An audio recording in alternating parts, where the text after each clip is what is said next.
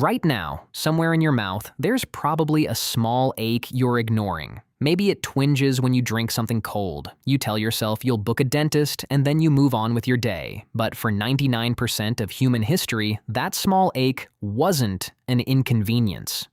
It was the beginning of something that could kill you.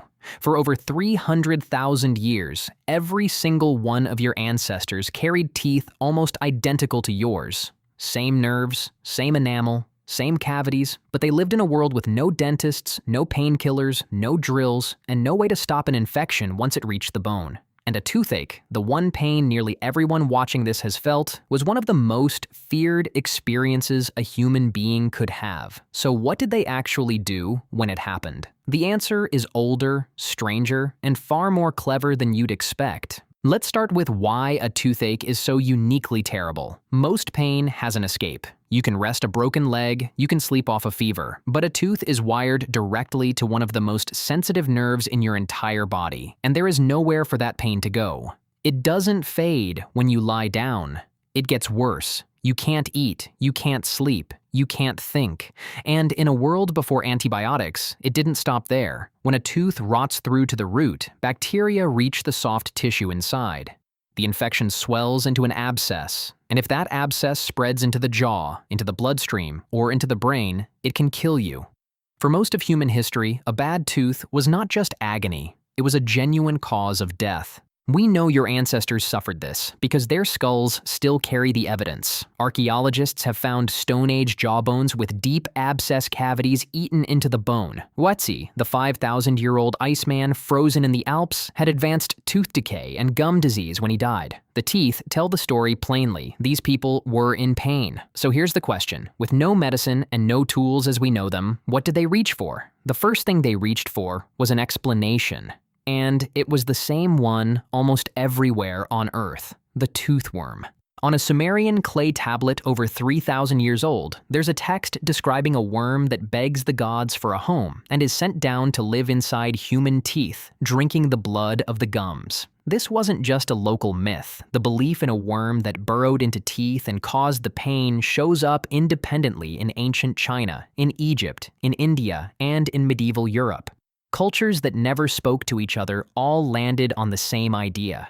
To people watching a tooth slowly hollow out from the inside, a hidden creature eating it away made perfect sense. And here's what's fascinating. Even though the worm wasn't real, some of the treatments built around it actually worked. To drive the worm out, ancient healers would burn the seeds of a plant called henbane. Then they would funnel the smoke onto the aching tooth, and as the smoke moved, tiny white threads seemed to wriggle out. They believed these were the worms dying. They weren't. They were just fibers in the smoke. But henbane contains powerful compounds that can numb pain and sedate the nervous system. The ritual was wrong. The relief was real. And that pattern repeats everywhere you look. Across the ancient world, people chewed the bark and leaves of the willow tree to dull pain. They had no idea why it worked, but willow contains salicin, the natural source of the active ingredient in aspirin. Your ancestors were taking aspirin for their toothache thousands of years before anyone could explain it.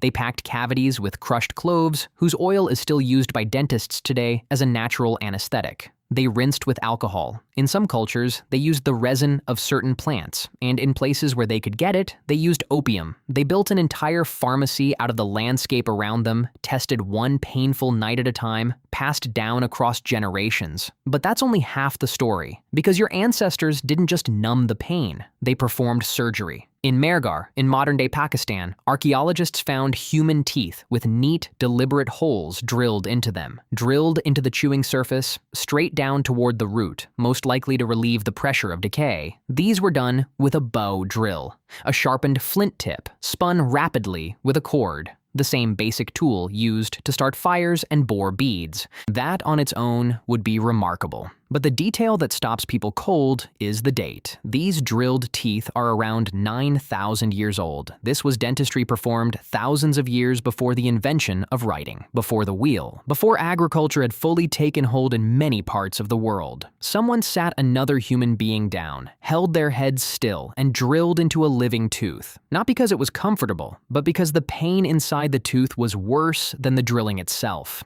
And in a cave in what is now Slovenia, researchers found a human jaw roughly 6,500 years old with a cracked canine tooth, filled, packed with beeswax, almost certainly to seal the exposed nerve and stop the agony of air and cold hitting it. A filling, the oldest one ever found, made of wax by hands that had never heard the word dentist.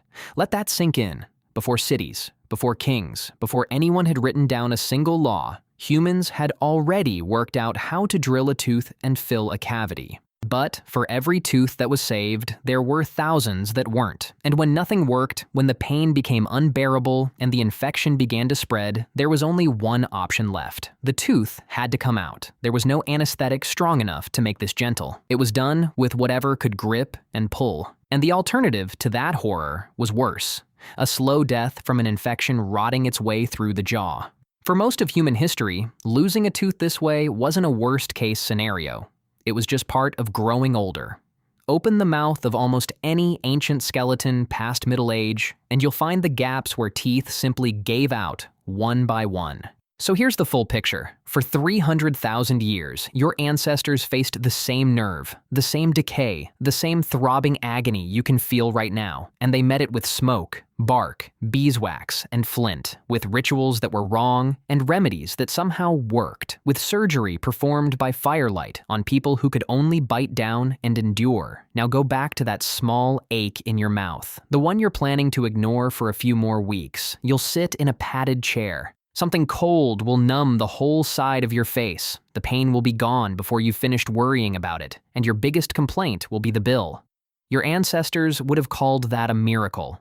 Because for almost the entire history of our species, the thing you're choosing to ignore today was the kind of thing that decided whether a person lived through the year. You didn't escape the toothache. You just inherited the first lifetime in 300,000 years where it stopped being something to fear.